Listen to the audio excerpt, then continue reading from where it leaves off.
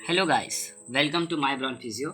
आज हम एक पैथोलॉजी का इम्पोर्टेंट टॉपिक कवर करने वाले हैं। टॉपिक का नाम है रूमेटिक फीवर। रूमेटिक फीवर के बारे में इंट्रोडक्शन के बारे में हम क्या पढ़ने वाले हैं कि it is a systemic disease of childhood often recurrent that follows by group A beta haemolytic streptococcal infection. Rheumatic fever ये जो डिजीज़ है ये कैसे कॉज होता है? Due to the infection of group A beta haemolytic streptococci. It also diffuses some inflammatory diseases of connective tissues which involves heart, blood vessels, joints, subcutaneous tissues and central nervous system.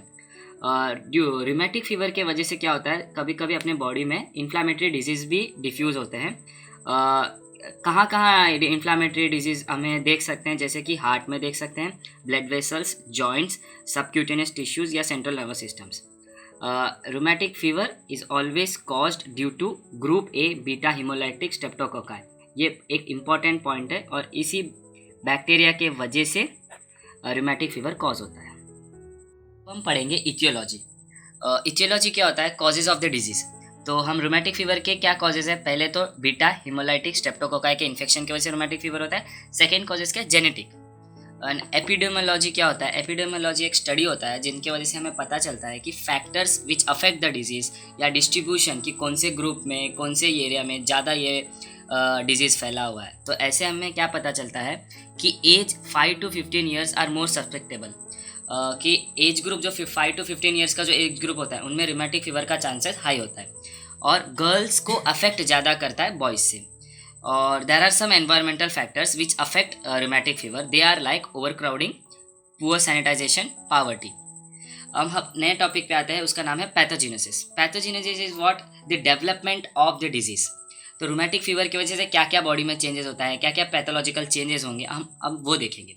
तो पहला point क्या बोलते हैं कि there is a delayed immune response to the infection caused by group A beta haemolytic streptococci. Second point क्या है? After a latent period of 1 to 3 weeks, antibody induce immunological damage occur to heart valves, joints, subcutaneous tissues and basal ganglia of brain. तो pathogenesis में हमें क्या समझना है कि हमें एक तो इन्फेक्शन हो जाता है of group A beta haemolytic streptococci का। उसके सामने जो हमारा इम्यून सिस्टम है वो रिस्पॉन्स डिले कर देता है। उसके वजह से क्या होता है कि जो हमारा स्ट्रेप्टोकोकाई जो बैक्टीरिया है उसका डेवलपमेंट ज़्यादा हो जाएगा, बॉडी में ग्रोथ ज़्यादा होगा, उसके वजह से रूमेटिक फीवर की सीवियरिटी भी बढ़ सकती है। अब हम नेक्स्ट टॉपिक पढ़ेंगे clinical features of rheumatic fever. Actually clinical features दो टाइप के हैं रूमेटिक फीवर के अंदर, एक है मेजर फीचर्स और दूसरे माइनर फीचर्स। पहले हम मेजर फीचर्स कवर करेंगे। तो पहला है उसमें आर्थराइटिस। आर्थराइटिस आपको मालूम है इन्फ्लामेशन ऑफ जॉइंट कहते हैं जिसको। और रूमेटिक फीवर में arthritis commonly involve joints are knee, ankle, elbow and wrist. Rheumatic fever में commonly arthritis ankle joint, knee joint, elbow joint में होता है। It occurs in 80% of cases, कि 80% ऑफ केसेस में हमें आर्थराइटिस देखने मिलता है। और below the age of 5 years arthritis are mild but carditis are more prominent. Arthritis do not progress to chronic disease. मतलब क्या कहना चाहते हैं कि अगर बिलो एज ऑफ 5 years के जो भी कम के एज उम्र वाले हैं उनमें आर्थराइटिस हमें नहीं दिखेगा बट कार्डियाइटिस हमें मोर प्रोमिनेंट वे में दिख सकता है। और arthritis never gonna progress to chronic disease. अगर आपको एक्यूट रूमेटिक फीवर है और आर्थराइटिस है और अगर आपको क्रोनिक डिजीज हो रहा है तो उसमें आर्थराइटिस का प्रोग्रेशन नहीं होगा। तो हम सेकेंड पॉइंट पे आते हैं, कार्डियाटिस।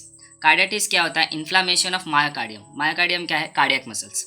It's occurs in 40 to 50% of cases. 40 to 50% of cases में हम कार्डियाटिस देख सकते हैं।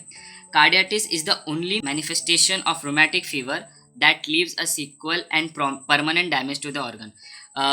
रूमेटिक फीवर में अगर कोई पेशेंट को कार्डियाटिस हुआ है तो वो उसके वजह से फर्दर डैमेज हो सकता है या परमानेंट डैमेज किसी ऑर्गन को हो सकता है। तो कार्डियाटिस वो कॉज करता है। हम थर्ड आएंगे, सिडनेहम कोरिया। ये एक न्यूरोलॉजिकल डिसऑर्डर है जो कि 5 to 10% ऑफ केसेस में ऑकर होते हैं।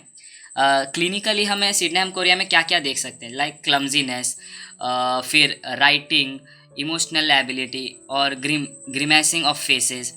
और हम और क्या देख सकते हैं इसमें? Rapid involuntary movements of limbs and facial muscles. ये एक्चुअली बहुत रेयर है क्योंकि 5 to 10% ऑफ केसेस में ही सिडनी कोरिया हो सकता है। फोर्थ वन क्या है, एरिथीमा मार्जिनेटम। ये एक स्किन रैशेस का टाइप है जो अपने बॉडी में होता है। ये भी रेयर कंडीशन है जो कि सिर्फ 5% ऑफ केसेस में हम देख सकते हैं।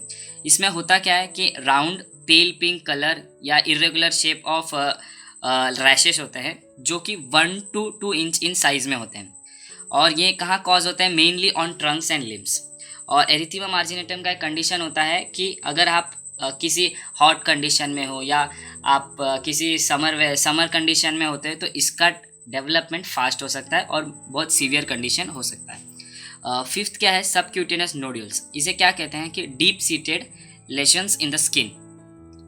और ये भी रेयर कंडीशन में होता है कि occur in 10% cases. They are painless, pea sized and palpable nodules on the skin, and they are mainly caused at the spine, scapula and extensor surfaces.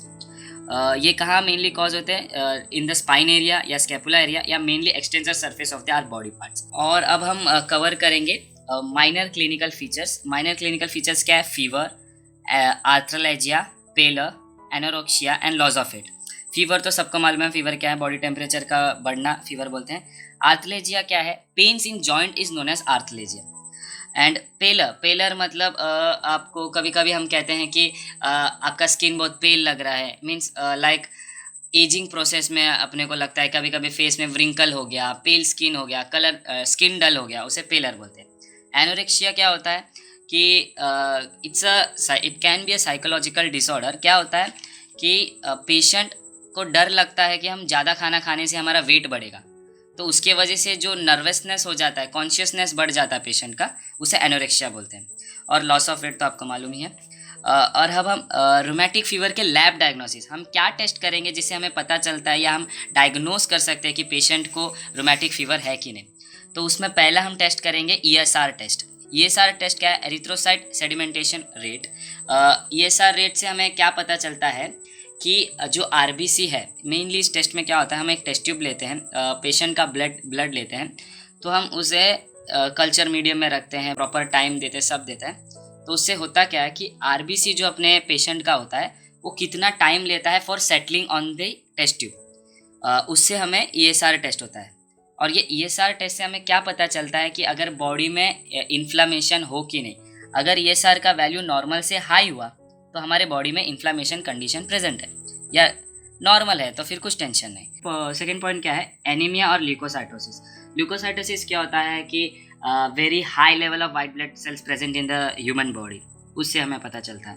और थर्ड टेस्ट क्या देने हम, elevated C reactive protein. C reactive protein body human body के liver में generate होता है या produce होता है। अगर उसमें भी अगर इंक्रीज हुआ तो एक इन्फ्लामेशन कंडीशन हमारे बॉडी में प्रेजेंट है, तभी सी रिएक्टिव प्रोटीन एलिवेट होता है। और फोर्थ क्या है, throat culture for BH streptococci. ये तो हम थ्रोट मीन्स हम एक स्वैब इंसर्ट करेंगे पेशेंट के माउथ में, जिससे हम टेस्ट करेंगे कि स्ट्रेप्टोकोकाई के बैक्टीरिया प्रेजेंट है कि नहीं, उससे हमें पता चलता है रूमेटिक फीवर की। और रूमेटिक फीवर के मेन ट्रीटमेंट क्या होगा, तो पहले तो ट्रीटमेंट का स्ट्रेटेजी एक 4 स्टेजेस या 4 स्टेप में डिवाइड किया गया है। जैसे कि step 1 is for primary prevention.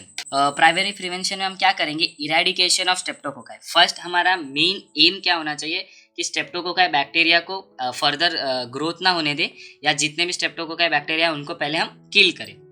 तो स्टेप 2 क्या है, anti inflammatory treatment. Rheumatic fever के मेजर क्लिनिकल फीचर्स में हमने देखा है कि इन्फ्लामेटरी डिजीज डिफ्यूज करते हैं, तो इसके वजह से हमें पहले इन्फ्लामेशन रोकना पड़ेगा। कोई सबक्यूटेनियस में इन्फ्लामेशन हो सकता है, या CNS में इन्फ्लामेशन होता है, हार्ट में होता है, या जॉइंट्स में होता है, तो हमें पहले एंटी इन्फ्लामेटरी देके इन्फ्लामेशन रोकना पड़ेगा।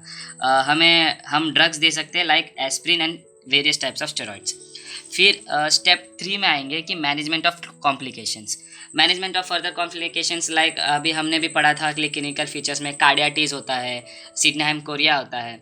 तो ये जो कॉम्प्लिकेशन अगर हमें पेशेंट में दिख रहा है या हम डायग्नोस कर रहे हैं कि उनमें है, तो हमें उसके लिए कोई ट्रीटमेंट या उसके लिए कोई ड्रग्स देके उसको कॉम्प्लिकेशन को ट्रीट करना है।